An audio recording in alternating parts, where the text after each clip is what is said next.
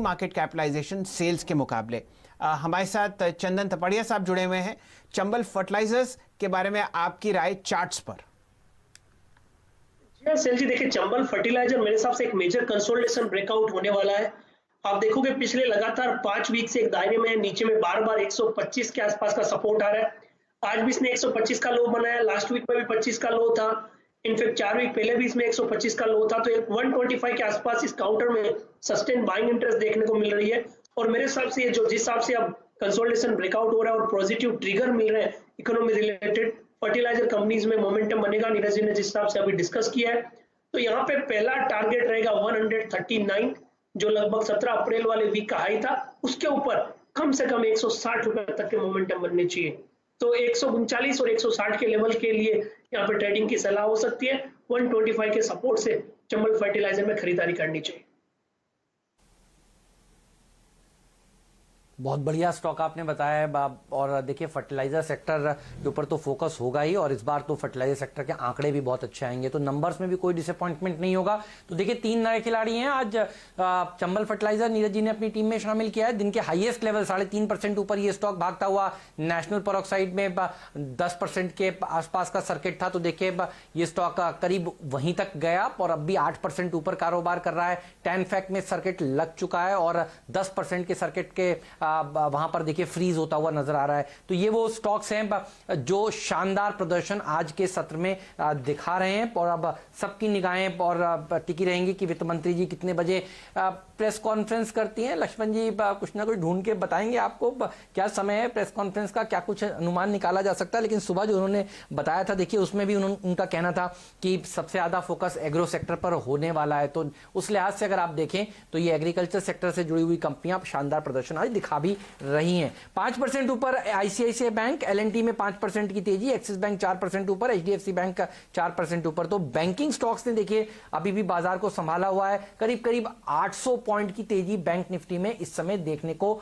मिल रही है। चलिए ब्लू स्टार की बात करते हैं। इनके नंबर्स आए कल, और नंबर्स के बाद कंपनी के मैनेजमेंट से चर्चा करते हैं और समझते हैं कि क्या व्यू बन रहा है उनका आगे चलकर। आपको एक बार बता दूं कि ब्लू स्टार के आंकड़े कैसे आए हैं। मार्जिन देखिए 6.8% से घटकर 2.8% हुआ है, और मुनाफा देखिए 79 करोड़ के मुकाबले 8.9 करोड़ ही रहा है। रेवेन्यू अगर आप देखिए तो 1596 करोड़ के मुकाबले ये 1299 करोड़ का आया है। तो ब्लू स्टार के नंबर्स आपके सामने हमने रखे हैं। शैल जी, अगर मैनेजमेंट जुड़ गए हैं तो उनके पास चला जाए। जी, वीर एस अडवाणी साहब, वाइस चेयरमैन और मैनेजिंग डायरेक्टर ब्लू स्टार के हमारे साथ जुड़े हुए हैं। अडवाणी साहब, आपका बहुत बहुत स्वागत है। नतीजे तो सबके सामने ही हैं और स्टॉक्स का रिएक्शन आपने देखा है। ये सारी परेशानी कोविड की वजह से हुई है पूरी इकोनॉमी में और ब्लू स्टार पर भी। अब ये बताइए, आपके 5000 स्टोर्स हैं और लगभग 780 सर्विस एसोसिएट्स हैं।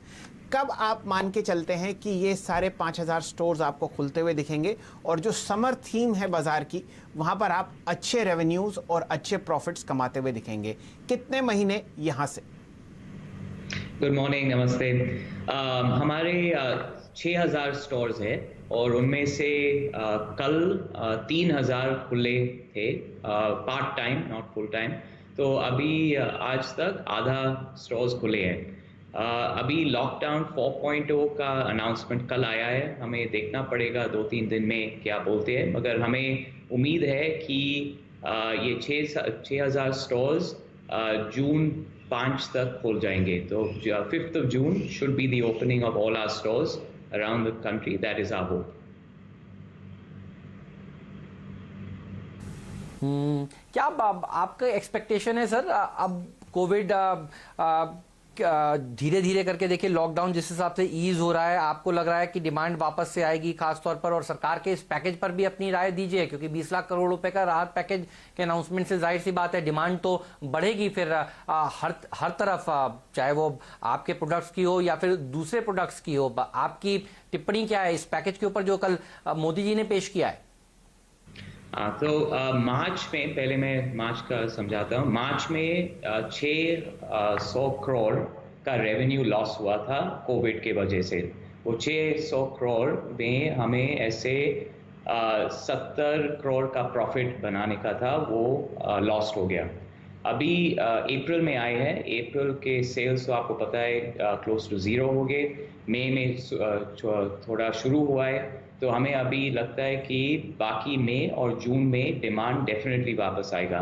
बहुत गर्मी है, आपको पता है, सब लोग घर में हैं, बच्चे घर में हैं, बूढ़े लोग घर में हैं, तो हमें लगता है कि जैसे स्टोर्स खुलेंगे, क्योंकि अभी प्रॉब्लम है कि स्टोर्स बंद हुए तो किसी के का परचेसिंग भी नहीं हुआ है। अभी जो स्टोर्स खुले हैं टियर 3, टियर 4, टियर 5 मार्केट्स में डिमांड तो शुरू हुआ है, अब हम बेचना शुरू किए हैं, तो उससे लगता है कि जून में अच्छा सेल्स होगा।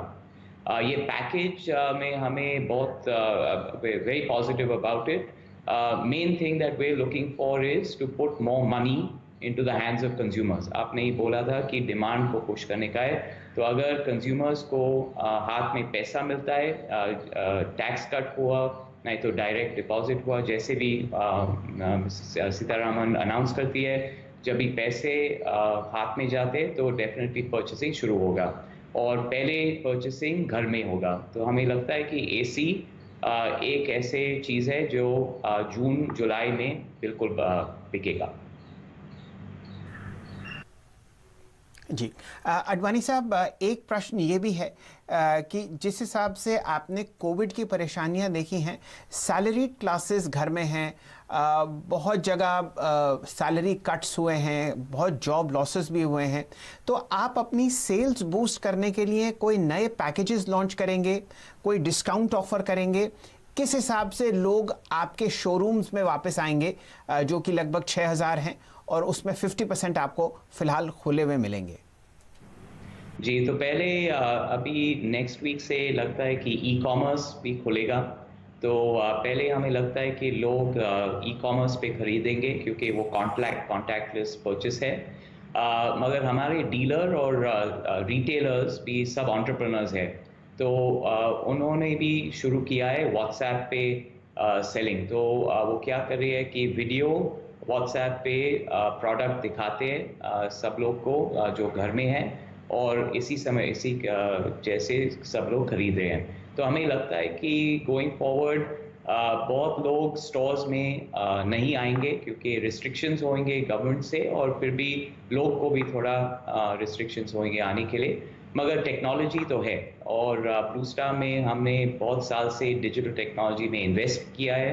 हमारे पूरे product portfolio, product line online है, हमारा वेबसाइट पे, अमेजॉन, फ्लिपकार्ट, टाटा क्लिक सब पे, और हमारे डीलर्स में भी सब ऑनलाइन स्टोर्स है। तो हमें लगता है कि 6 से 9 महीना के लिए ऐसे ही सेल्स होंगे, फिर हम देखेंगे लॉन्ग टर्म कंज्यूमर बिहेवियर कैसा चेंज होता है। अभी तो थोड़ा जल्दी है उसका देखने के लिए।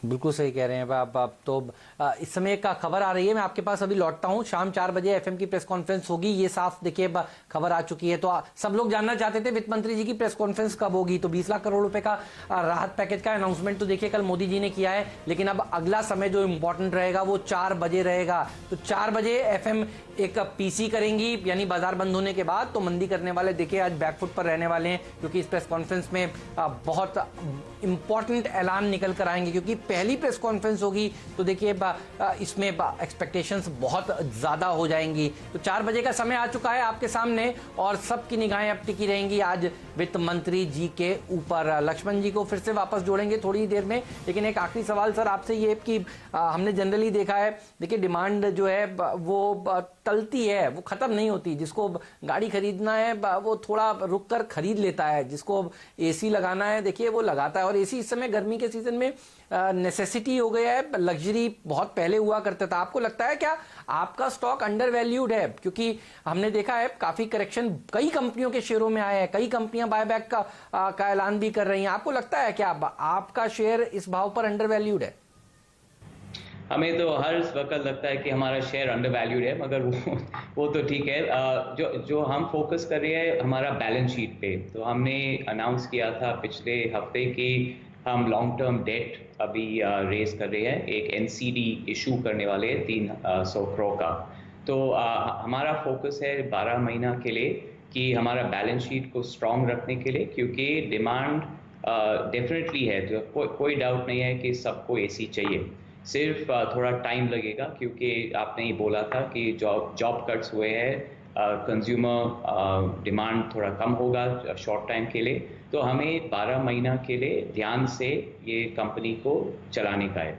तो बैलेंस शीट का फोकस है, और उसके बिना अलग से ये भी चल रहा है, आपको पता होगा प्रेस में, कि एयर कंडीशनिंग कोविड के लिए अच्छा नहीं है, माने कि air conditioning is propagating the virus. So I wanted to clarify some things on that. I want to confirm to all your viewers that using an air conditioner is very safe.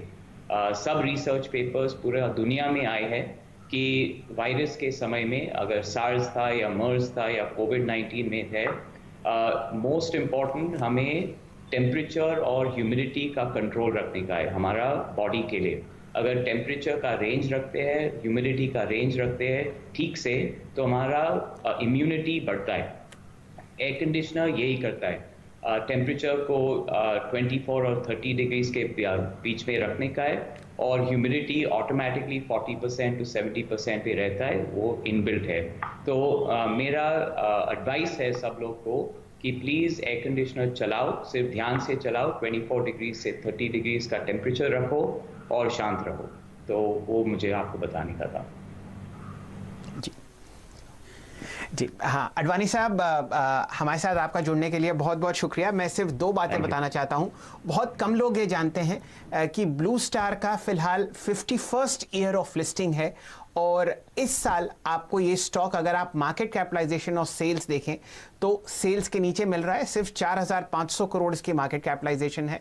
हम लोग सभी जानते हैं कि अगर कोई brand है air conditioning में तो सिर्फ 2 ही हैं, और उनमें से एक एयर कंडीशनिंग ब्रांड पिछले कई दशकों से ब्लू स्टार है, जो बहुत शानदार तरीके से काम करती हुई दिख रही है। ये समय की त्रासदी है और मार्केट की अंडर वैल्यूएशन है कि इतनी ज़बरदस्त ब्रांड कंज्यूमर स्पेस में आपको 1:1 रेशियो पर मिल रही है सेल्स और मार्केट कैप पर। लेकिन मैं ये उम्मीद करता हूं जैसे जैसे सेल्स के आंकड़े आएंगे, मार्जिन्स बढ़ेंगी और सेल्स और प्रॉफिट दोनों बढ़ेंगे, तो आपको ब्लू स्टार में एक बहुत अच्छा उछाल आता हुआ दिखेगा। अडवाणी साहब, हमारे साथ जुड़ने के लिए आपका बहुत बहुत शुक्रिया, and I am sure a lot of share holders are very happy with Blue Star over the last 51 years. चलिए बाजार को यहीं समेटते हैं।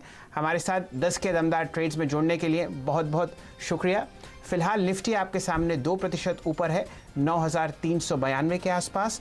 निफ्टी बैंक में आप 870 अंक की तेजी देख रहे हैं, और फिलहाल 19,730 के आसपास ये आपको इंडेक्स ट्रेड करता हुआ चलेगा।